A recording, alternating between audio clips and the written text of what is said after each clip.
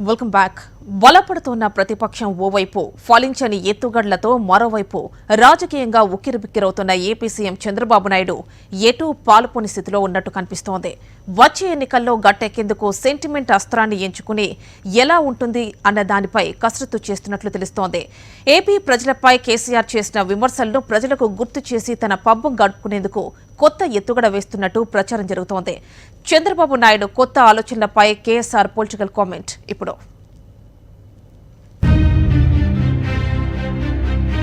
తెలంగాణలో ముఖ్యమంత్రి కేసీఆర్ తెలంగాణ సెంటిమెంట్ ప్రయోగించి లాభపడ్డారని, అలాగే ఏపీలో కూడా అలాంటి సెంటిమెంట్ను రెచ్చగొట్టడం ద్వారా రాజకీయంగా ప్రయోజనం పొందాలని ఏపీ ముఖ్యమంత్రి చంద్రబాబు నాయుడు ప్రయత్నిస్తున్నారని ఒక కథనం వచ్చింది. దానికి తగ్గట్లుగానే చంద్రబాబు కొత్త రాగం ఆలపించడం ఆరంభించారు. దానికి పలువురు మంత్రులు, టీడీపీ నేతలు సన్నాయి రాగం చేస్తున్నారు. ప్రత్యేక హోదా విషయంలో కేసీఆర్ ఏం చెప్పినా అయ్యేది లేదు, పోయేది లేదు. కానీ చంద్రబాబే పలుమార్లు మాట మార్చడం వల్ల ఆంధ్రప్రదేశ్కు నష్టం జరిగింది. బీజేపీతో స్నేహం చేసినంతకాలం ప్రత్యేక హోదా వద్దని, మిత్రత్వం బెడిసిన తర్వాత ప్రత్యేక హోదా కావాలని కొత్త నాటకానికి టీడీపీ తెరదీసింది. ప్రజలు దీన్ని అర్థం చేసుకోలేరని వారి నమ్మకం కావచ్చు.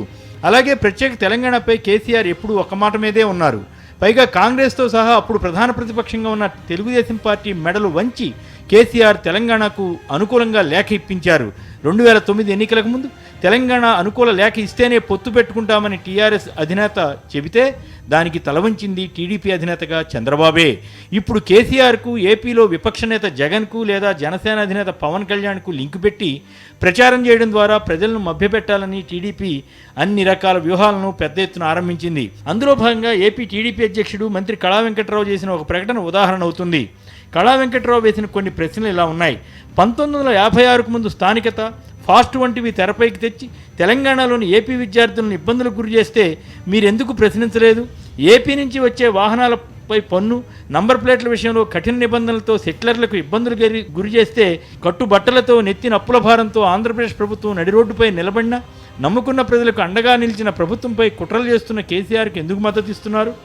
కోస్తా ప్రజల 4 కోస్తా, ఆంధ్ర వారు చేసే బిర్యానీ, పేడ బిర్యానీ, తెలివి తక్కువ దద్దమ్ములు, ఇలా ఎన్నో అవమానకరమైన మాటలు కేసీఆర్ మాట్లాడిన సంగతి గుర్తులేదా అంటూ కళా వెంకట్రావు గారు చెబుతున్నారు.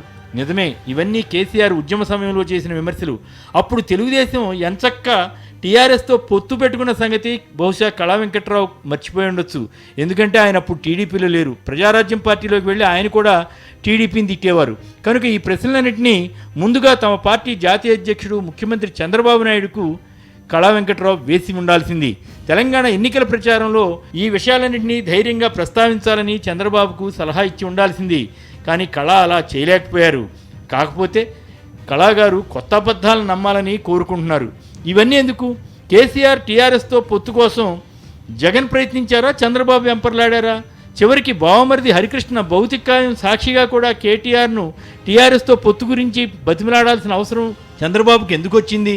ఏపీకి టీఆర్ఎస్ ఇన్ని అన్యాయాలు చేస్తే, ఆంధ్రులను ఇంతగా అవమానిస్తే ఆ పార్టీతో పొత్తు పెట్టుకోవడానికి ఎందుకు చంద్రబాబు తంటాలు పడ్డారు? కేసీఆర్ చీ కొడితే ఏపీని విభజించి అన్యాయం చేసిన కాంగ్రెస్తో పొత్తు పెట్టుకుని నిస్సిగ్గుగా ఎన్నికలకు వెళ్ళింది టీడీపీ కాదా? తెలంగాణ ఎన్నికల ప్రచారంలో జై ఆంధ్రప్రదేశ్ అన్న పదం లేకుండా జై తెలంగాణ అంటూ నినాదాలు చేసిన చంద్రబాబు ఇప్పుడు ఏపీకి తెలంగాణ అన్యాయం చేసింది, కేసీఆర్ అలా చేశారు, ఇలా చేశారు అని ఉపన్యాసాలు చెబుతూ ప్రజల చెవిలో పూలు పెట్టడానికి యత్నిస్తున్నారు. తెలుగుదేశంకు మద్దతు ఇచ్చే మీడియా వీటిని ప్రశ్నించకపోవచ్చు, కానీ ప్రజలు కూడా అడగరని వారు అనుకుంటున్నారు. చంద్రబాబుకు వ్యతిరేకంగా తెలంగాణ సెంటిమెంట్తో టీఆర్ఎస్ గెలిచిందని, కనుక ఏపీలో కూడా టీఆర్ఎస్ అధినేత కేసీఆర్ వ్యతిరేక సెంటిమెంట్ను పెంచి లాభపడాలన్న దురుద్దేశంతో తెలుగుదేశం పార్టీ ఉంది. కానీ తెలుగుదేశం పార్టీ డబుల్ టాక్ విని విని ప్రజలు ఇప్పటికే విసిగెత్తిపోయారు. కనుక వారు ఎన్నిసార్లు మాట మార్చినా అది టీడీపీ కార్యకర్తలను సంతృప్తిపరచడానికే తప్ప ప్రజల కోసం కాదు. ఎందుకంటే ప్రజలకు ఇప్పటికే అర్థమైంది ఎవరు డబుల్ టాక్ చేస్తున్నారు, ఎవరు ఆంధ్రుల పరువు తీశారు. 10 ఏళ్ల రాజధానిగా ఉండవలసిన హైదరాబాదును వాడుకోకుండా తట్టాపుట్టా సర్దుకుని విజయవాడకు చంద్రబాబు ఎందుకు వచ్చేశారు? ఇవన్నీ ప్రజలకు తెలియదా? ప్రజలు ఇవన్నీ మర్చిపోవాలని అనుకున్నా మరపు వచ్చేవి కావు. ఎందుకంటే ఆంధ్రుల ఆత్మాభిమానాన్ని గంగలో కలిపింది తెలుగుదేశం పార్టీనే అన్న సంగతి అందరికీ తెలుసు.